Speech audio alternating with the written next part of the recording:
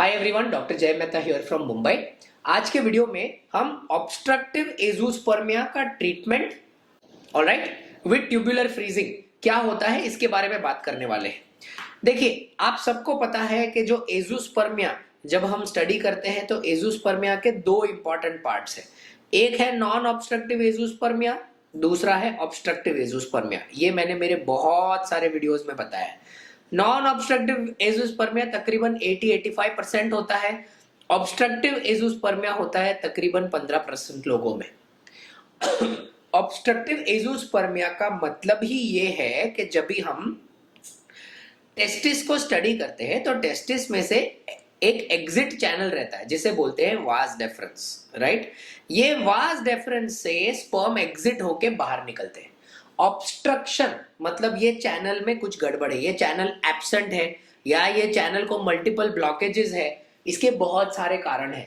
अगर आप हमारे कंट्री में कंसिडर करोगे तो रहेगा सबसे मुख्य कारण जो रहता है congenital absence of vas deferens, CBAVD हमारी भाषा में बोला जाता है।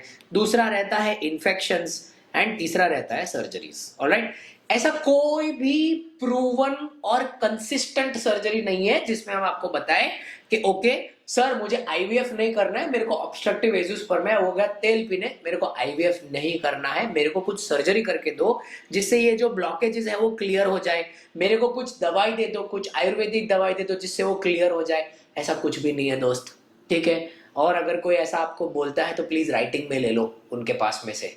ऑलराइट, इस चीज का खूबी ऑब्स्ट्रक्टिव एजोस्पर्मिया का खूबी ये है कि उसमें टेस्टिस में स्पर्म का प्रोडक्शन एब्सोल्युटली नॉर्मल रहता है। Sperm production is normal, that's a very important thing. इसके वजह से आपका जो हार्मोनल पैरामीटर्स रहता है FSH, टेस्टोस्टेरोन, ये सारे हार्मोन ऑलमोस्ट नॉर्मल आते हैं। ऑफ कोर्स इसमें भी थोड़े सारे अप एंड डाउन क्राइटेरियाज है, पर मैं आपको मुख्य विभाग में क्या होता है ये बताता हूँ। ये सारे सिचुएशन में ऑन एन एवरेज जो स्पर्म रिट्रीवल रेट आता है वो तकरीबन 90-95% तक आता है। और इसमें दो टेक्निक से इंपॉर्टेंट, एक है पैसा, दूसरे को बोलते हैं टेफना। टेफना को also you can say Tesa. Alright, इसमें माइक्रोटीसा करने की ज्यादातर के जरूरत नहीं पड़ती। पैसा का मतलब है टेस्टिस के ऊपर एपिडिडाइमिस जो भाग रहता है वहां से स्पर्म को निकालना। टेसे का और टेफना का मतलब है डायरेक्ट टेस्टिस में से निकालना। ऑलराइट, हमारे इंस्टीट्यूट में हम प्रीडोमिनेंटली लोगों को टेफना के लिए ज्यादा प्रेफर करते हैं और आज हम इसको लाइव वीडियो के द्वारा आपको दिखाने वाले हैं कि ये प्रोसीजर कैसे किया जाता है। Let's see the video. जैसे कि आप देख सकते हैं यहाँ पे एक स्काल्प वेन को टेस्टिस को स्टेबलाइज करने के बाद में उसके अंदर डाला जाता है। ये प्रोसीजर बहुत इंपॉर्टेंट है। इसके अंदर से सेमिनिफेरस ट्यूब्यूल्स ऐसे बाहर आते हैं जैसे कि आपको दिखते हैं।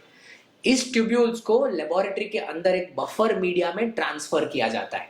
बहुत इंपॉर्टेंट चीज।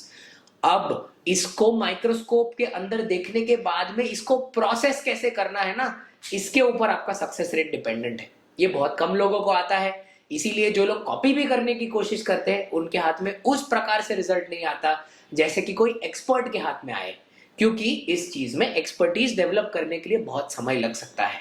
राइट, ये ट्यूब्यूल्स को बड़े बारीकी से अगर आप देखते हो तो मैश किया जाता है। मैश करना मतलब इसको ओपन करना। ये आप माइक्रोस्कोप के अंदर का पिक्चर देख रहे हैं।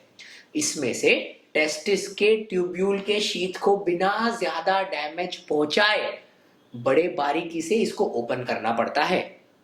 इनफैक्ट ये पूरे ट्रीटमेंट का सबसे क्रिटिकल स्टेप है स्पर्म आइडेंटिफाई करने में, स्पर्म प्रिजर्व करने में, स्पर्म रिट्रीव करने में और ये स्पर्म को यूज करके टेस्ट ट्यूब बेबी जैसे कि ICSI का ट्रीटमेंट करने में। ध्यान रखिए, इसमें से जो स्पर्म मिलता है उससे आप IUI नहीं कर सकते। ये टेस्टिकुलर स्पर्म है। टेस्टिकुलर स्पर्म के साथ में सिर्फ और सिर्फ ICSI का ट्रीटमेंट होता है। IVF भी नहीं कहा जाता, सिर्फ ICSI कर सकते हैं।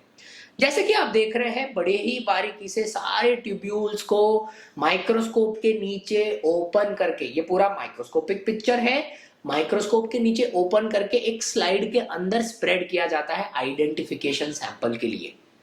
जब आप इसको अच्छी तरह करते हो बहुत छोटे छोटे छोटे छोटे फ्रैगमेंट्स रिलीज होते हैं इसके अंदर से और इन छोटे छोटे छोटे फ्रैगमेंट्स के अंदर से हमें स्पर्म जो ये ट्यूब्यूल्स के एक्चुअल में अंदर बनते हैं वो फिर उसके बाहर आइडेंटिफाई करने में इजी हो जाता है। इसको फिर स्टडी किया जाता है एक माइक्रोस्कोप के नीचे, और आप देख सकते हैं आपको इस प्रकार हेल्दी स्पर्म्स अंदर से ऑब्टेन होते हैं जो फ्लिकर कर रहे हैं, मतलब टेल जस्ट मूव कर रहा है उस वाले स्पर्म्स को। इसमें आप individual sperms, one by one sperms as well as पूरा ट्यूब्यूल सब कुछ प्रिजर्व कर सकते हो। इस वीडियो के एंडिंग के पार्ट में जो अभी लास्ट ये 30 सेकेंड्स है उसमें हमने इस पूरे ट्यूब्यूल को एक साथ प्रिजर्व कैसे करना लिक्विड नाइट्रोजन के अंदर ये भी दिखाया है। देखिए एक स्पर्म फ्रीजिंग मीडिया रहता है जिसको थोड़ा सा इंक्यूबेट करना पड़ता है हमारी भाषा में, मतलब थोड़ा वार्म करना पड़ता है, स्टेबलाइज करना पड़ता है। उसके बाद में ये टेस्टिक्युलर सैंपल को लेकर अंदर डाल के उसको प्रिजर्व किया जाता है ताकि आप लेटर स्टेज में यूज कर सके। आई होप इस वीडियो से आपको बहुत जानकारी मिली और अंडरस्टैंड किया हो। एनी फर्दर क्वेश्चंस कमेंट्स में डालिए, मैं या मेरे कोई टीम मेंबर्स आपको इस चीज पे आंसर करेंगे। Thank you so much. Friends, we are available for consulting in Bombay, Indore, Ahmedabad and Bangalore. Bombay is our primary location. All appointment numbers are mentioned in the description. If anyone is genuinely interested, they may contact the hospitals for the same.